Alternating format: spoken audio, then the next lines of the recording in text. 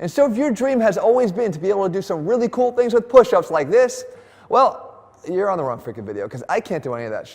But I do promise to help you find the right type of push-up to help you build more muscle today.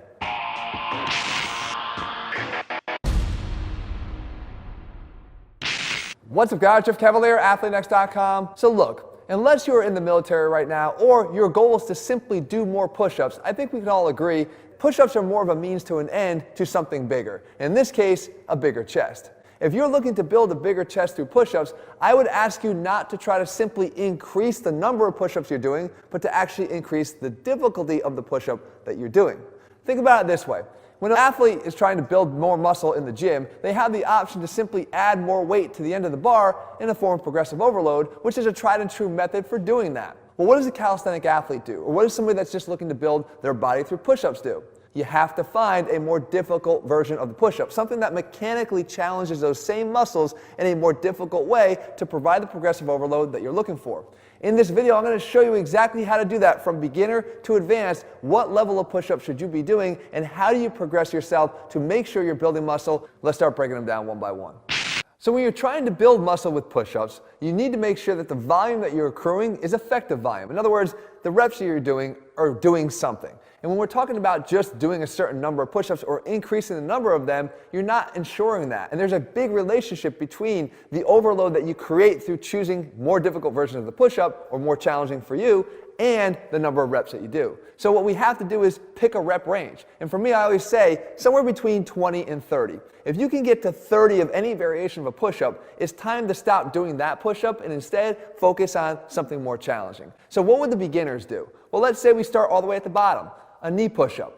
If you can do 30 knee push-ups, it's time to move on. But if you can't do them like this, you need to focus on doing them correctly. And what we're doing is keeping that straight back and keeping that butt down. Because far too often people do this and it makes the exercise not even really that effective for the chest. It turns it almost more into a shoulder exercise. But instead, if you keep that butt drop down and you lower your chest down in every rep, and importantly on all these push-ups you'll see, extend your elbows all the way out. At that point, when you can hit 30, it's time to move on to the next exercise, which would be this.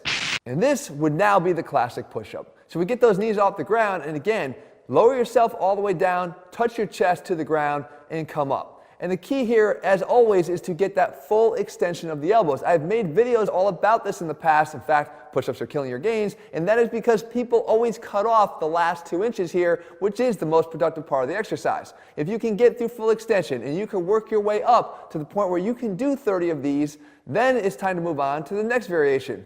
Well, now the next challenge will become the hand release push-up. And what's interesting about this is that slight little additional movement at the bottom is going to do a few things to make this a lot more difficult and challenging. Number one, it's going to slow the tempo down. And anytime you slow down tempo on a push-up, it becomes more difficult. And the tendency is to rush through our reps to get to that number again, but with the focus now on increasing the difficulty level to drive that muscle growth, this is now an option for you. And here again, what it does is also challenges some different muscles too, the rotator cuff. The simple act of lifting your hands off the ground is going to engage the rotator cuff, which is a shoulder stabilizer muscle that's important to the move, but more importantly, it's just increasing the range of motion of every single repetition that you do, ensuring that you get your chest down to the ground.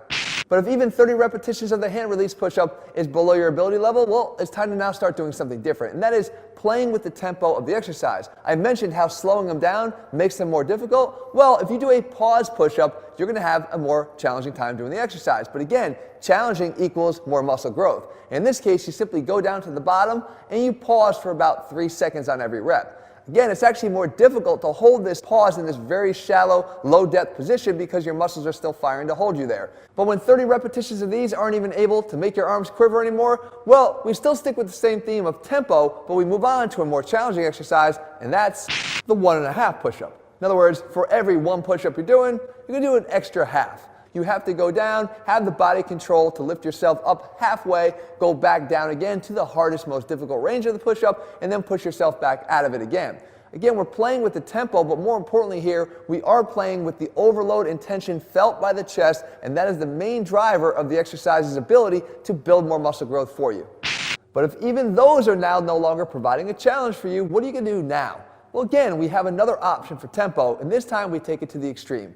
These are slow motion push-ups. And what we're talking about is 5 seconds down and 5 seconds up. And what makes this more challenging is the 5-second eccentric, or the lowering portion of the rep.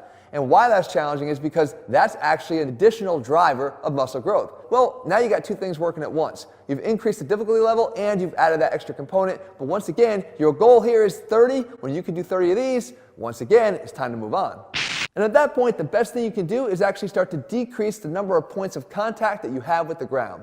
The push-up is done with 4 points of contact on the ground, 2 hands and 2 feet. But when we start to lift one of those off the ground, the exercise becomes instantly more difficult because now the remaining limbs are in control of more and more body weight.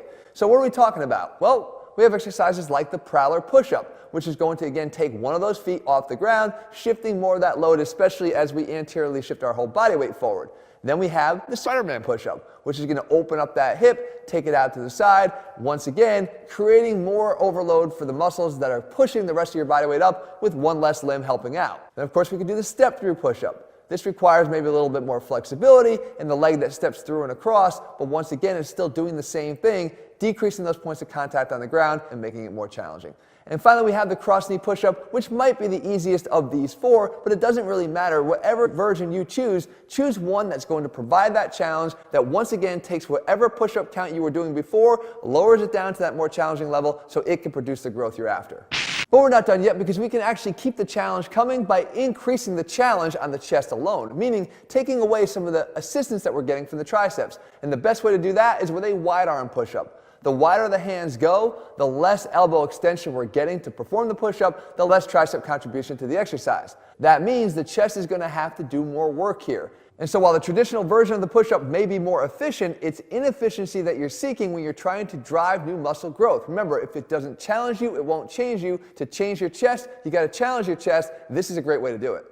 But we can become even more challenging and dynamic than that, and that's with the archer push-up. And here, it's the same wide arm approach with the same effect of minimizing the tricep contribution here and making it more difficult, but the dynamic nature of it, shifting the load from left to right and left to right, is going to definitely make this more difficult for you. Every move from right to left is considered a separate repetition, so when you can do 15 to the right and 15 to the left, you've reached your 30 count. Well, you still got one more step to go, and that is something much more explosive.